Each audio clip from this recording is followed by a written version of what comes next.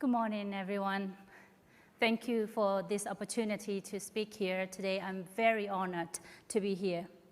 As we gather to discuss religious freedom, I remember and pay tribute to all victims and survivors of the past and current religious persecution.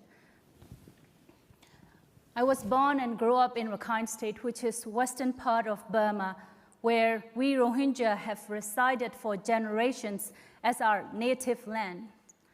However, in my generation, our existence has become a crime due to our ethnicity and religion. For decades, Burmese government have denied our history, our identity, our citizenship, and deprived us of all our basic human rights, including freedom to travel, to marry, to give birth, to go to school, to conduct economic activities, or to have access to healthcare, and to practice religious activities.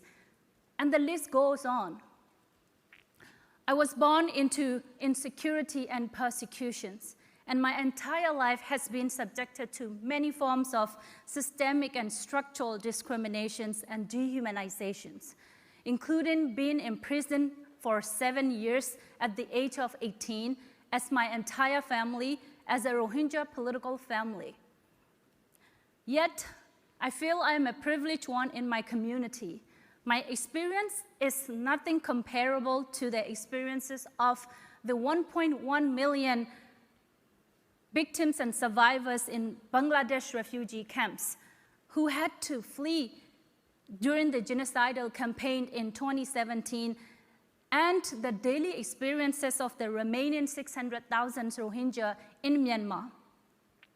These survivors and victims witness the most horrific experiences, including the killing of their family members, throwing children into fire, raped thousands of women, including in front of them in most cases, and forcing them to flee their home after torching hundreds of villages.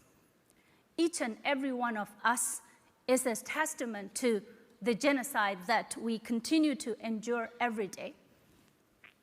For decades, the Burmese military has used these brutal and divide and rule tactics of persecutions against the ethnic and religious minorities across the country. Today, the coup in Myanmar is the result of the whole failure to hold the perpetrators of these atrocity crimes, the military, accountable. Since February, the same military has been using similar tactics against all the people in Myanmar and killed over 900 people, including children and elderly, and detained over 6,000 and forced thousands more to flee from their homes. To end this human suffering, we must first recognize the problem as it is and then work on addressing root causes.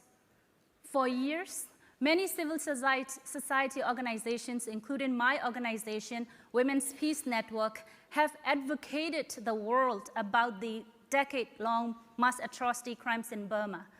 But the world has not listened to us.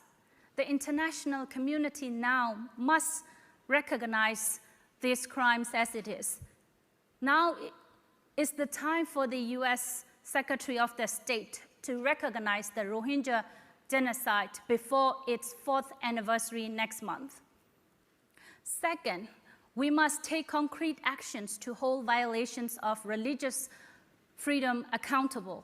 I urge the US government to use the international justice mechanisms to end the military leaders' impunity, and the US Congress to pass Burma Human Rights and Freedom Act, Burma Act at House, and the Rohingya Genocide Act immediately. Ending the military's impunity will not only help the survivors of Rohingya genocide and other civilians of Burma, but also will send a signal to other regimes around the world that their actions have consequences. Third, we must implement measures to protect the religious and ethnic minorities. We must see that the protections of the minorities and religious freedoms are connected, and that the ethnic and religious minorities are targeted in many parts of the world. History has shown repeatedly that the people in power, especially in authoritarian regimes, use their religions as the tools to sustain their power. With the global rise in authoritarianism, including in Burma, it is now more important than ever to uplift the religious minorities and act on protecting religious freedom. Finally, as a member of the persecuted minority, I believe that no one should feel to be born as a crime or persecuted based on their identity. People like us from the affected community have been doing everything within our capacity, day and night, for justice and freedom.